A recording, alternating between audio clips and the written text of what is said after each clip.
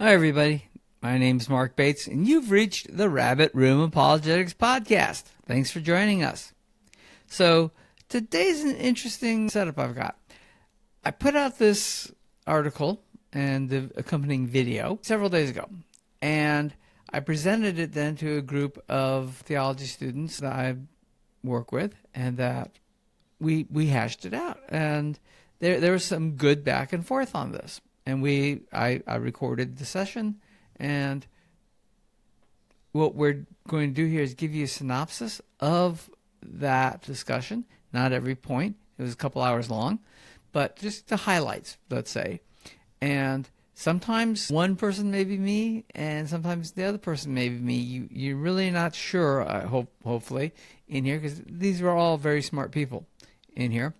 The question here was, how do we get to the bottom of this and the problems associated with it? So I did want to give you that. It was very interesting, and this is the type of interaction I would encourage all of you to give. Watch one of my videos and ask questions. If you didn't understand something or you think I'm wrong, please ask me. Let's talk about it, because there's no other way for me to get better at what I'm doing and for you to get your questions answered unless you ask.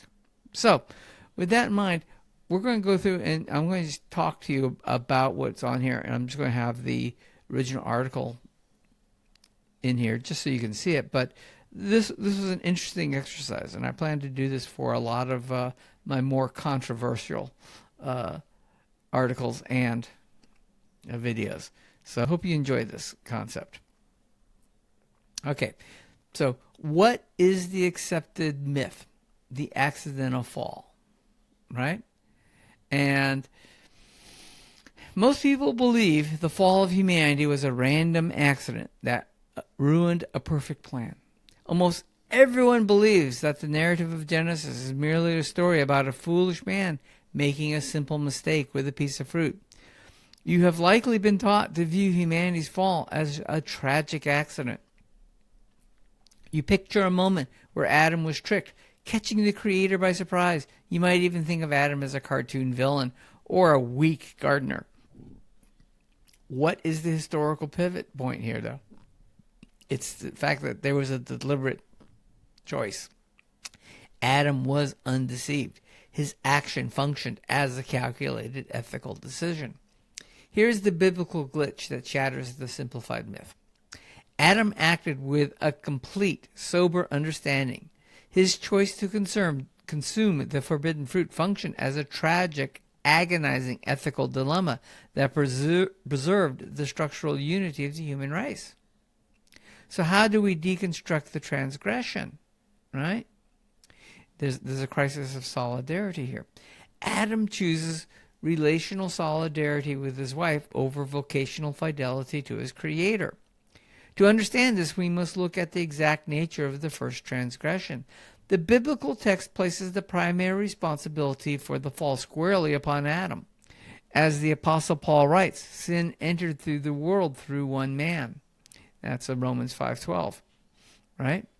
Paul adds a terrifying detail to this reality. He explicitly states that the first man acted with his eyes wide open, right? That's from 1 Timothy. And Adam was not deceived, but the woman was deceived, right? The serpent lies. Eve is deceived, and Adam simply chooses silence and rebellion in the exact same moment. That appears to be what the Bible's telling us. He stood beside her, received the fruit, and ate. You must remember the specific vocation given to the first man.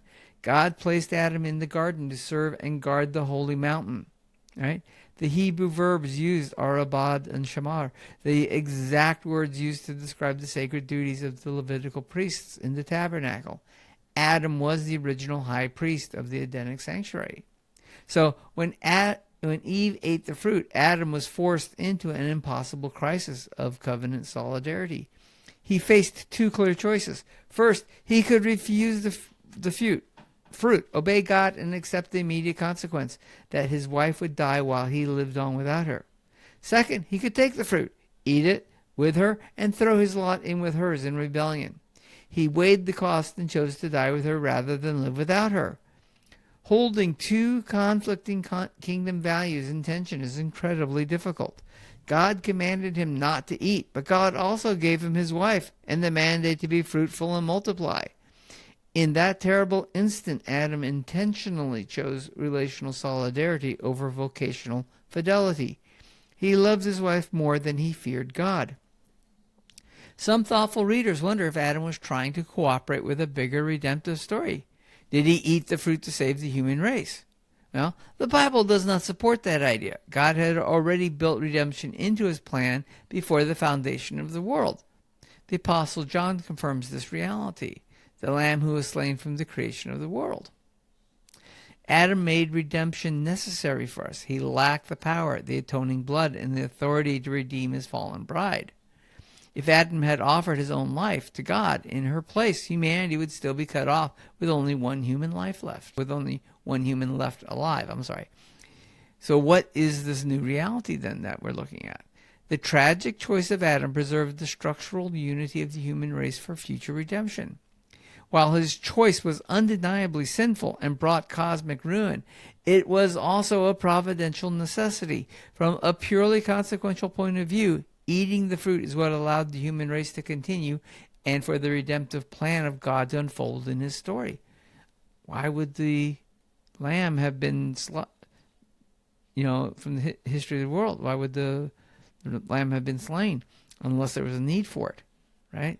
If Adam doesn't eat from the fruit, there is no need for it. You kind of get, wait a minute, which is correct. I'm not going to tell you. I don't necessarily know, let's say, right? If he refused the fruit, humanity would have ended with just two people, one dead in sin, the other alive but childless. There would have been no progeny, no nation of Israel, and no line leading to the Messiah. Paul builds his entire theological framework upon this federal headship, right? That's Romans 5:19. For as by the one man's disobedience the many were made sinners, so by the one man's obedience the many will be made righteous. If Adam had chosen personal obedience while Eve fell, humanity would have been fractured into two distinct streams. The typological symmetry between the first Adam and the last Adam would have been irreparably broken. The inclusive transgression of Adam was the necessary prerequisite for the inclusion of righteousness of Christ. Without the solidarity of Adam, the representative obedience of Christ would lack its foundational counterpart. As the theologian Jonathan Edwards argued, God sovereignly permitted the fall so that he could display his mercy and justice and glory in the work of Christ. The Creator took the absolute worst of human rebellion and used it to establish the necessary conditions to manifest the supreme glory of divine grace.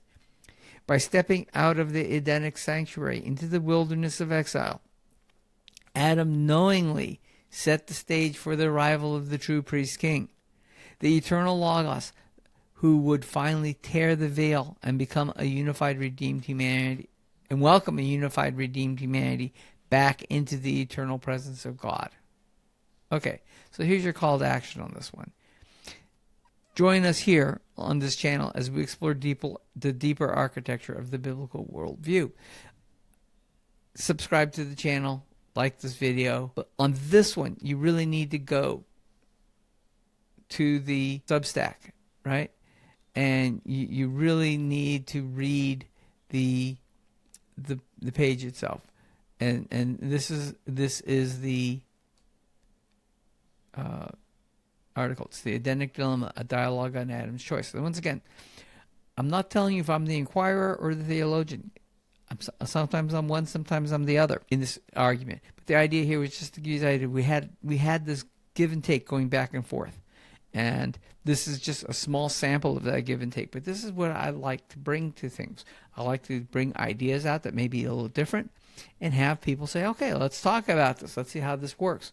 And we go through it. So this is going to be a wonderful article to read if you had any questions on the original Adam article and you're going, wait, I don't believe that. There's something wrong here. And you can see this give and take will help with that. So, and remember, this is a redacted give and take. It's not the full give and take. So keep that in mind as well. Also, just remember, if you have questions for me on anything, put them in the reply area. I do answer all comments, and I'll give you the best answer I can. And sometimes the questions are so good that they require an entire video on their own to answer them. So I'm not hesitant to do that. Tell me what you're looking for. Tell me how I can make this better for you. So keep that in mind. Okay, so once again, as always, in the description will be the link to the Substack article, as well as my usual, the discount code on Logos, should you want to use it. That's the ultimate, in my mind, Bible study software you can get. So take 30-day free trial, a discount if you want to get it. It's just worth looking into, if nothing else. All right, so check that out. Subscribe, share, join into the community, and let's start talking. Hope you're all blessed, and remember, God is good all the time.